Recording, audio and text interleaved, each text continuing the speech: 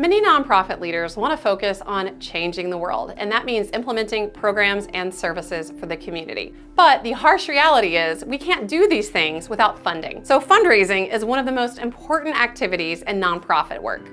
In this lesson, we'll discuss all of the elements of fundraising, including the critical aspect of stewardship. This lesson is the first on our section of the really important stakeholder group of donors. Of course, nonprofits couldn't exist and survive and thrive without funding, and that funding comes from donors. So let's go over the basics of fundraising and stewardship. By the end of this lesson, you'll understand the different types of donors in nonprofit organizations. You'll understand the 80-20 rule and the donor fundraising cycle. You'll also be able to explain the primary motivations that drive giving behavior. You'll understand the process of soliciting gifts. You will be able to identify commonly used fundraising channels, how to engage volunteers in development work and fundraising, and how the negotiation process applies to fundraising. To understand fundraising, we must first understand how to categorize donors. We also have to understand the concept of the 80-20 rule and how it applies to nonprofit fundraising. First, let's talk about what a donor is. A donor is anyone who donates to an organization. It can be an individual or an entity, but it's any person or organization that contributes money, goods, or services in support of a nonprofit. And nonprofits receive money from donors through various fundraising channels. This can include fundraising events, email campaigns, direct mail campaigns, snail mail, online platforms like social media and other online avenues, and other forms of voluntary support. When you hear the term individual donor in a nonprofit organization, that refers to one person who donates to the cause, not a group, an organization, a corporation, a foundation, or anything like that. It's an individual person. In a previous lesson, I introduced the Association of Fundraising Professionals, or the AFP. This is a global nonprofit organization that's meant for professional membership. It supports and promotes nonprofit fundraising with a specific emphasis on ethical and effective fundraising and philanthropy. So this is one great resource for nonprofits when it comes to kind of setting the gold standard for fundraising practices. When it comes to credentialism and continuing education, some folks in the nonprofit fundraising space opt to pursue what is called their CFRE. This stands for their Certified Fundraising Executive Credential. It's basically a resume booster, it's continuing education, and it's specifically related to fundraising practices. And it's a great way for nonprofit development professionals to bolster their professional credibility. When you look at the funding sources for nonprofit organizations, it might surprise you that the majority of funding sources are from individual donations. So just shy of 69% of fundraising comes from individuals. Foundations represent the next biggest piece of the pie at just under 17%.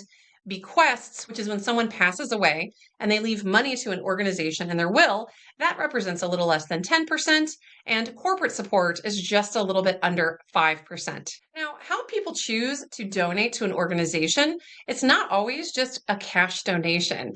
There are other forms of donations as well. Of course, monetary gifts is the obvious one. These are cash donations, checks, credit card payments, and electric fund transfers, or EFTs. So this is basically cold, hard, liquid cash.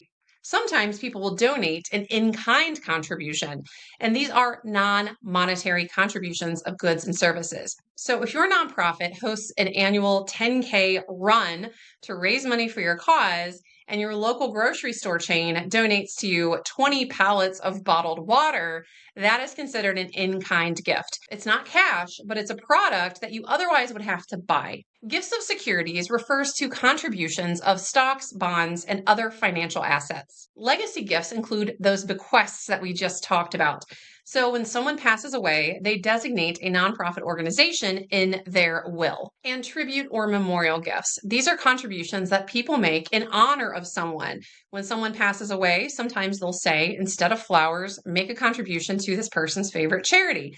And these are memorial gifts. Or someone might be celebrating their birthday and they say, instead of buying me birthday gifts, please make a tribute donation to my favorite nonprofit cause. So these are forms of donations, but on top of categorizing donations based on the form of the donation, some nonprofits also categorize gifts or donors based on the amount of their contributions and or the frequency of their contributions. When it comes to levels of donations, it's important to note that how an agency chooses to categorize a gift based on its amount is going to vary. And factors that contribute to that variance include the agency's size, scope, and funding needs. First, let me tell you a few commonly used levels of donations that are used in the nonprofit sector. A major gift refers to a substantial and impactful donation, and this can come from an individual donor, an organization, a foundation, or an entity. The difference here, what makes it major, is that it makes a significant impact in supporting the organization's mission and programs. And when I talk about that variance, a major gift can vary. For a mid-sized nonprofit, for example, a major gift might be $10,000. For a huge multi-million-dollar national nonprofit, though, a major gift might be $25,000, $50,000, or even $100,000. But for a really small grassroots startup nonprofit, a major gift could be as low as $1,000. So how we categorize these levels of donations, that is going to vary mostly depending upon the agency size and its annual funding. A mid-level gift isn't about the huge impact, but it's more of a moderate size. So this is going to fall between those small regular contributions, but it's not quite to the level of a major gift. So it's kind of that mid-level range. An entry-level gift refers to what is sometimes a donor's initial contribution, their entry level, their first time donating, or a more modest donation that's made in support of the cause. Now, some organizations opt not to define this gift category because that can be considered kind of offensive. Nobody wants to know that they're a low-level donor or an entry-level donor. But just strictly in terms of classifying the levels of donations, we have to use some sort of terminology. So we're going to call these entry-level gifts. Now, in any nonprofit agency, the majority of the quantity of gifts are going to be classified as those entry-level, more modest gifts. Then a smaller quantity will be those mid-level gifts, and then a very small quantity will be those major gifts. With the 80-20 rule, this signifies that roughly 80% of the dollar amount of contributions stem from only about 20% of donors. So while the majority of the quantity of gifts to any nonprofit agency are going to be categorized as low-level or mid-level, those gift categories together only comprise 20% of the overall donor revenue. 80% of that donor revenue comes from major donors, although that represents a small population of the overall donor population. So it stands to reason that nonprofits are going to focus their limited resources on catering to that small quantity of major donors, because it's that smaller group of donors that represent the largest proportion of donor revenue to the tune of 80%. Now that we've discussed levels of donations based on the dollar amount, let's talk about the frequency and use of donations. A lot of nonprofit agencies categorize donations based on the frequency and how these gifts are used. If you hear the term recurring gifts, that refers to donations that come in on a regular or scheduled basis. So someone may designate, for example, $50 out of every paycheck goes directly to their favorite nonprofit cause. Those are recurring gifts. Recurring gifts can be monthly, or they can be annual. Sometimes folks will designate an annual gift. That nonprofit knows that every year such and such donor is going to make a contribution. Sometimes that donor will share that amount, but sometimes they won't. But these are kind of your tried and true donors that you know are going to contribute every single year. A one-time gift, in contrast to a recurring gift, is a one-time, singular, non-recurring donation. So some donors will make just a one-time gift, or sometimes they'll make a recurring gift, either monthly, annually, or at some other scheduled frequency. When it comes to size of gifts, major gifts are often made as one-time gifts. If someone, even if they're of more means, donates $25,000, they probably don't have $25,000 to donate every year. That would be a huge annual gift, but it does happen. It's not impossible. But those major gifts or those transformative or principal gifts, those are generally made on a one-off basis. Sometimes these are given outright. So if I donate a major gift of $50,000, I give you a check of $50,000, or I transfer assets of $50,000 one time. Sometimes, however, major gifts are made as a pledge. This is a commitment to contribute in a total amount over a certain period of time. So if I want to donate, for example, $50,000 to my favorite cause, maybe I don't have the ability to give that all up front. So I might pledge $10,000 a year over a 5-year period for a total contribution of a major gift of $50,000. An endowment is a substantial donation, but instead of being given outright, it's invested. And the generated income or interest that's earned off of that invested endowed gift is used to support the nonprofit organization. So the intention here is that big sum of money that's invested sits there in that investment fund, preserving that initial gift. And the nonprofit agency always has that there, and they're only spending off of the interest that's accrued every single year. Sometimes donations are classified as restricted gifts. This is when a donation is made with specific strings attached. There are specific conditions, or the donor asks that it be used for a specific purpose, and the donor is dictating how the funds should be used. This is pretty common sometimes in capital campaigns. So if a nonprofit is fundraising for a multi-million-dollar new facility, a donor might make a contribution specifically for that facility and that investment. So if I donate my $50,000, I might say this is restricted exclusively for the use of getting the agency into its new facility. Unrestricted gifts, we love those in nonprofit because there are no strings attached. This gives the leaders of the organization flexibility to allocate the funds where they are needed the most. So in the nonprofit sector, we generally tend to encourage folks to make contributions that are unrestricted, so our hands aren't tied on terms of the who, what, when, where, and how that money is spent. We have the flexibility to determine the most valuable need, or the most emergent need, or the most important priority, and we use the funding for that purpose. Now that you know the different levels and types of donations made to nonprofit organizations, let's discuss the donor fundraising cycle. The donor fundraising cycle, it never ends. It outlines the process that nonprofits follow to engage potential donors.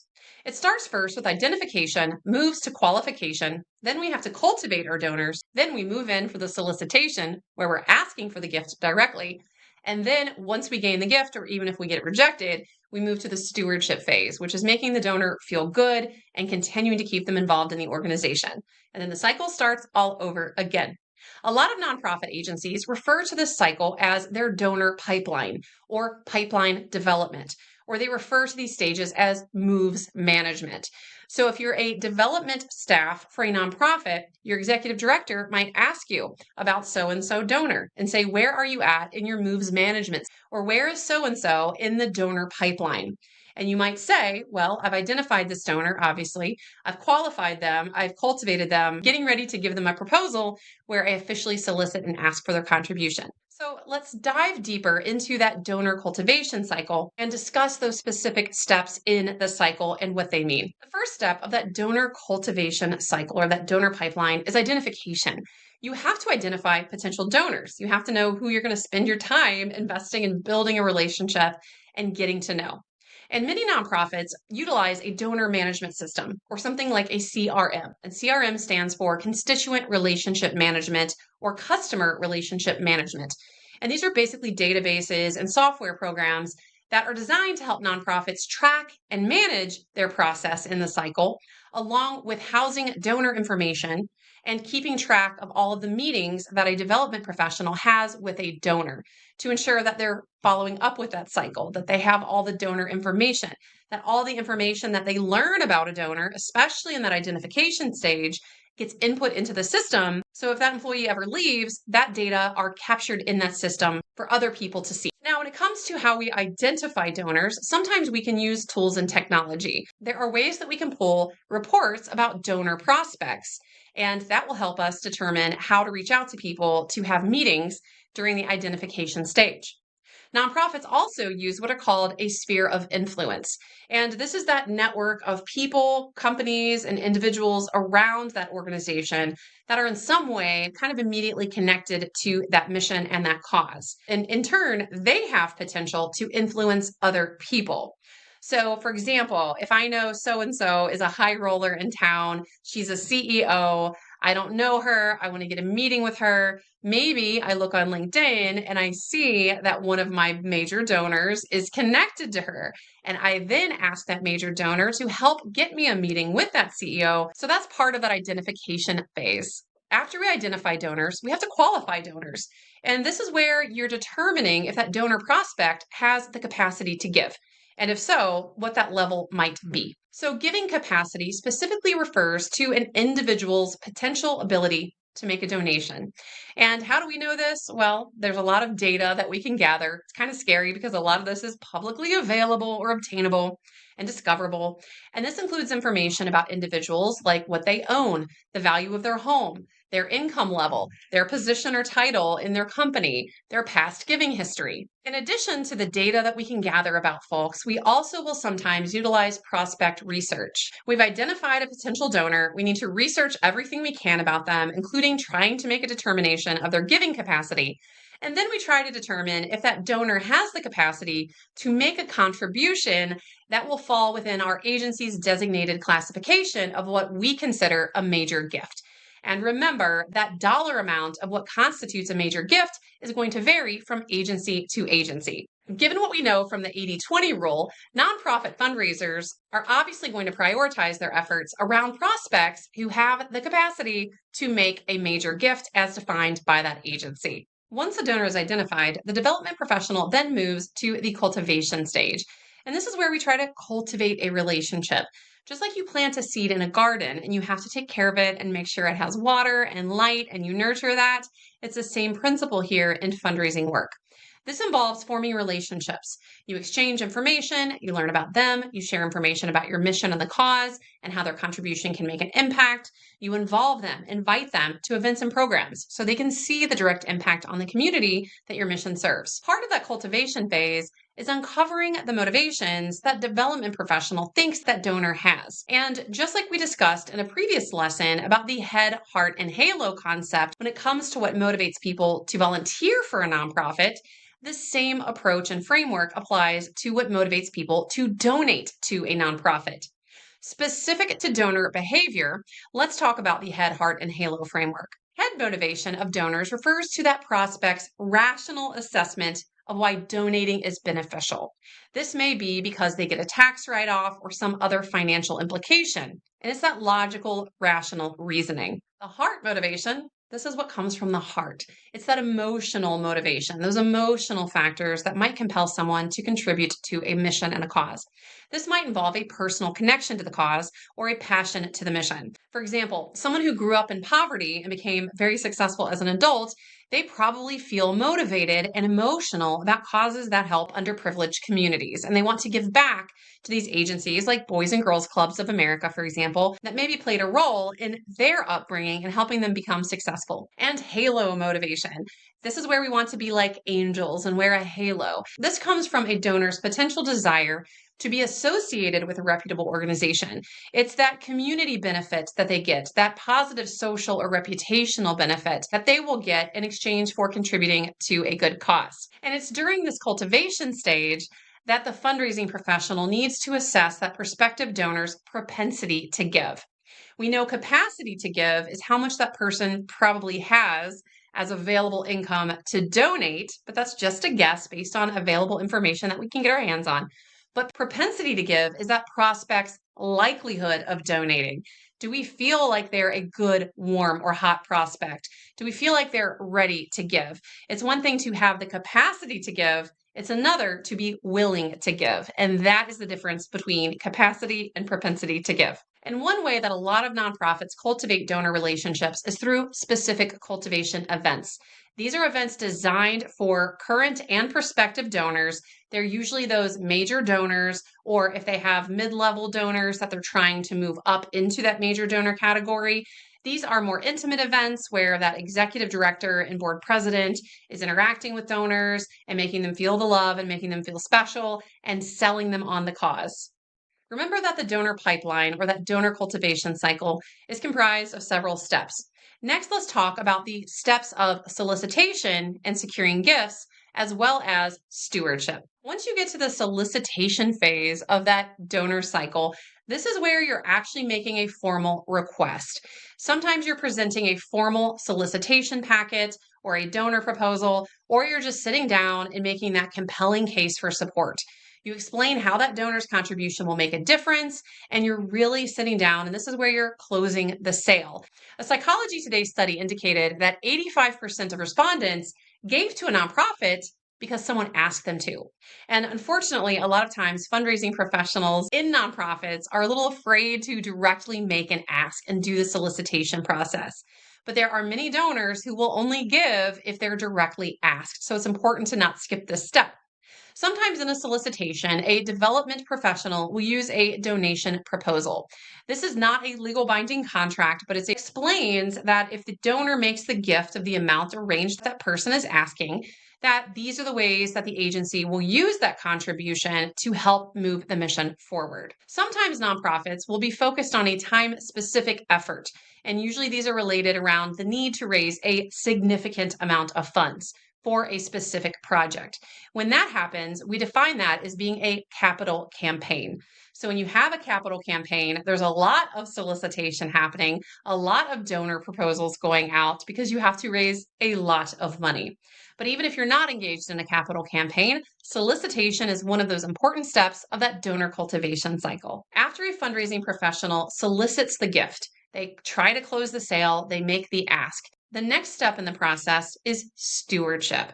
And this applies whether you got a yes, a no, or a maybe. Stewardship involves thanking donors for their support. So even if that donor isn't ready right now and they give you a maybe later, or a flat outright no, you still want to thank them for their support, even if it's not the level you want or yet financial at all. Maybe they're just coming to events or volunteering. So during the stewardship phase, we maintain an ongoing communication and relationship with our donor prospects or with our donors. This involves these ongoing touch points, things like sending them the annual report, impact reports, sending them information about organizational activities, things like that. One aspect of stewardship is donor acknowledgement. If you did get a yes and that donor said, yes, I'm going to donate, you want to make sure that you acknowledge that donor. Now that's obvious. Some types of donor acknowledgements are required per IRS regulations. For example, at a bare minimum, gifts of a certain amount, you need to acknowledge that with a donor letter acknowledging that amount that is used for tax purposes. But beyond that, we also want to acknowledge our donors in other ways as well. This involves expressing gratitude, handwritten thank you notes beyond just the IRS tax letter, formally recognizing that donor's contribution and making them feel the love. One of the ways that we steward our donors is by publishing donor impact reports. This will account for how the agency has used donor contributions to further the impact. It demonstrates the impact that those donations have made on the community and on the cause. And sometimes these donor impact reports will include a list of names of donors that help make them feel good and give them that social recognition that sometimes motivates donor behavior. Good stewardship practice also involves focusing on donor retention. Even if you got a major gift or principal gift of a very large amount, and you know you're not going to get that every year, you still want to retain that donor.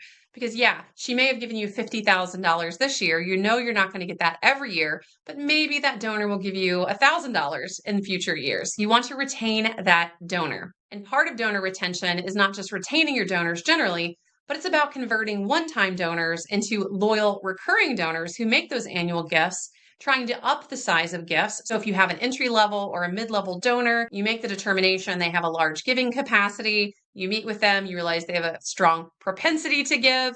This is where you're trying to move them from that lower gift amount up to a higher gift amount as well. A lot of times, folks who work in development and nonprofits will refer to their time spent in terms of moving people through that fundraising cycle as the 4 R's. And this is kind of just a different way to look at that donor fundraising cycle in a different perspective. And these 4 R's are research, romance, request, and recognition. It's just a really cute way to look at it and an easier way to remember the steps of the cycle. When we look at the identification and qualification process, that's the research part. And that is going to comprise about a quarter of a fundraising professional's time. The majority of time that a development staff person uses is on the romance phase. This is cultivation. You're whining, you're dining, you're wooing, you're loving them up, you're making them feel good about the organization, you're making them feel good as a person, you're wanting to motivate them to give. That is the bulk of the time. The solicitation part is the request part of those 4 R's, and that is going to require the smallest amount of time because making a solicitation, that should be the easy part if you've done your first 2 R's really well. You've done really strong research, you've really romanced them. The request part should be the easy, less labor-intensive part. And then about 10% of your time should be spent on recognition, which is also another way of referring to stewardship. You're recognizing that donor, you're making them feel the love, you're making them feel special and acknowledged. And then that whole process can start over again because even if you were successful in getting a yes, You need to steward them. You go back through the identification cycle, and next you're trying to identify and cultivate of getting that donor to remain a donor and retaining that donor and potentially maybe moving them up to a higher level as well. And the cycle continues. Now that you know how development work happens in nonprofit agencies, let's discuss some commonly used nonprofit fundraising channels. Nonprofits raise money in a lot of different ways. Sometimes they'll do this through fundraising events. This is a cornerstone activity for a lot of nonprofits. They might host a 5K charity run, they might do a cocktail party or a black tie gala, but these are events where the nonprofit hosts to bring together current and prospective donors and finding ways for them to donate money that goes to the cause. Direct mail, this used to be a primary fundraising channel for a lot of nonprofits, but its use has understandably fallen in recent years as we now do most things online. However, there are some donors who still prefer snail mail, and they like that tangible nature of direct mail, so that is still a part, at least minimally, for many nonprofits' fundraising strategy. Online platforms are very common, and they've pretty much replaced the majority of what we used to do with direct mail. Online platforms are great because they're really cost effective, definitely much more so than snail mail. We also have access to a lot more data and analytics. We can see things like open rate, click-through rate, conversion rate, cost per click.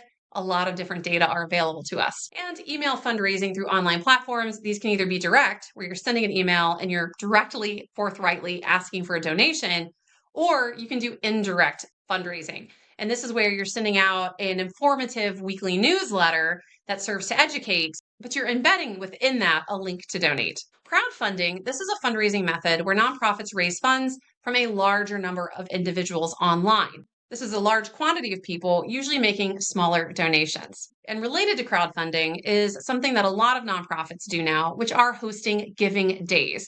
So this is just kind of a focused, specified period of time, usually a day or a day or two, and where they're really pushing and promoting and encouraging their supporters to make charitable contributions. And again, sometimes this can be over a specified 24-hour period. It might be around a global effort like Giving Tuesday, or it might even be a longer period of time. But it's really a focused effort around a day or a series of days. Direct mail has fallen by the wayside, and another fundraising channel has also kind of fallen out of popularity because it's also very expensive and can be annoying to people, but it is still used by many agencies. And these are phone-a-thons. These are organized phone campaigns where volunteers or staff, or sometimes they'll outsource through a third-party for-profit company, will get a call list provided by the agency and call potential donors or current donors and ask them for contributions over the phone. So ultimately, nonprofit agencies, they need to not rely on just one of these fundraising channels, but rather a mix of these fundraising channels.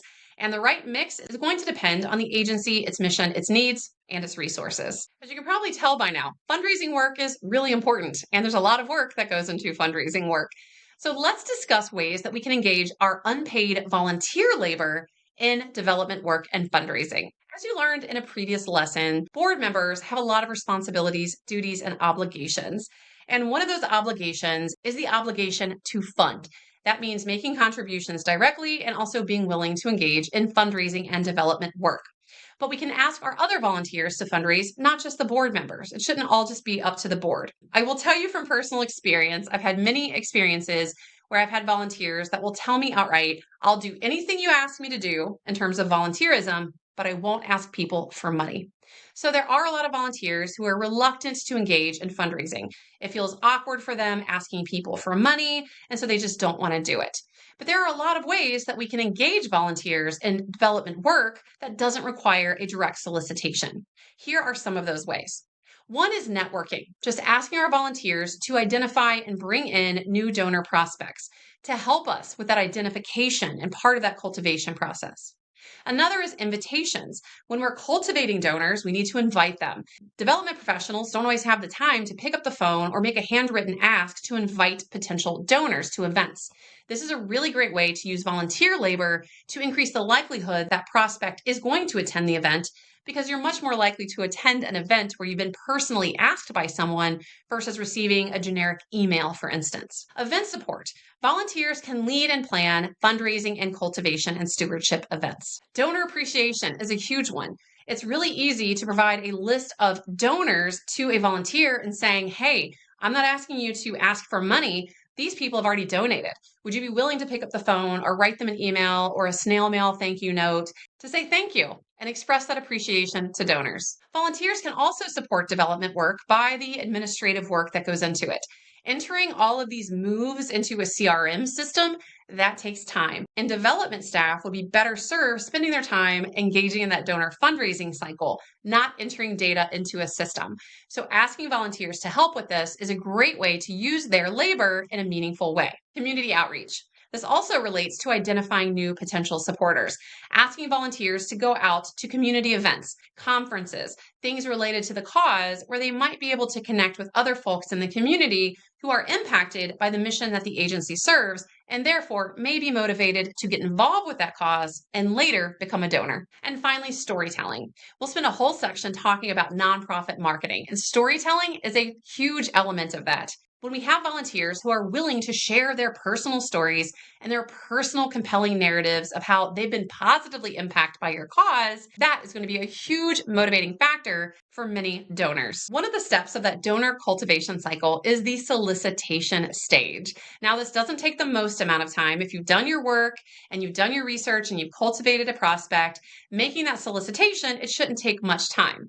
Now, sometimes a donor will tell you, yes, I'll give you everything you ask for, sometimes more. Sometimes they'll say no, but sometimes they'll say maybe, or they'll say yes, but not the amount that you ask for.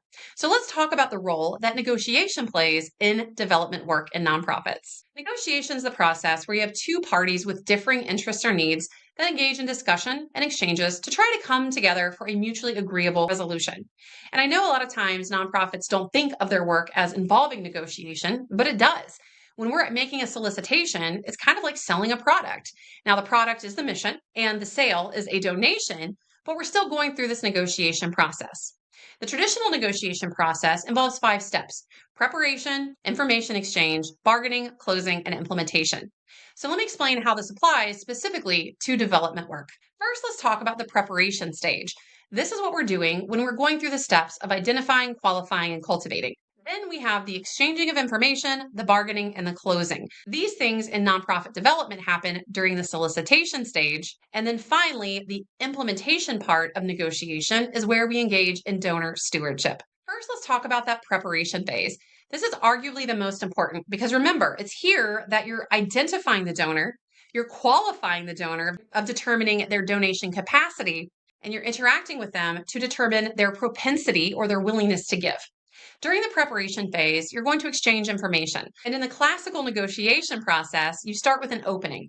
Both parties present their initial positions outlining what they hope to achieve. So when you're soliciting a donation, this might be when you're meeting with the donor, exchanging that information. Thank you for meeting with me today. I've enjoyed getting to know you and learning about your connection to our cause and sharing with you the huge impact that our mission makes on the community. Based on what we've learned, I put together a proposal of ways that maybe you might be willing to financially contribute to help continue to move that mission forward. So you're opening, you're sharing your initial position, you're outlining what the organization will do with that contribution if they receive it, and then you'll engage in exploration. Maybe a donor will say, you know what, I am convinced that this cause is great. I want to support it. So let's talk about ways that I can support it. And then you bargain. Maybe the donor says, I'm ready to make a contribution, but I'm specifically interested in this particular program that you offer. If I were to donate, could I direct my funds and restrict them just for the specific program that I'm really passionate and excited about? So this is where you are bargaining. The donor may or may not accept your proposal, but they may have specific needs, or they may have specific interest, or they want to restrict their gift in a certain way, or they want to give an amount different than what you've asked them for. But the bargaining phase is where parties exchange offers and counter offers. Once common ground is reached, you enter into the closing phase. And in negotiation, this is where you finalize the terms of the agreement. In development work, we do this sometimes with a donor agreement. This is a formal document used in fundraising that outlines the terms, conditions, and expectations. And absolutely, if the gift is restricted in any way, a donor agreement is going to include that as well. The closure stage is reached when the parties review and confirm those agreed upon terms. And the implementation phase happens when the agency follows through on implementing the agreed upon terms that the donor has asked for in exchange for their contribution. Now, practically speaking, This part doesn't really happen with those lower or mid-level gifts, or even a lot of major gifts. It's really those big mega gifts, those transformative gifts, those principal gifts, where we get into the formalized donor agreements. But for the majority of gifts that most fundraising professionals are going to achieve, it's usually not quite this complicated. So this closing phase in those scenarios is sometimes just a handshake, an agreement, and a thank you. And then, of course, we know per the donor fundraising cycle, after that gift is negotiated, after that gift is closed, it's really important that we engage in stewardship as an ongoing activity to ensure that donor knows how their money has been used and that they feel good about how that money is used and that they know that they've made an impact.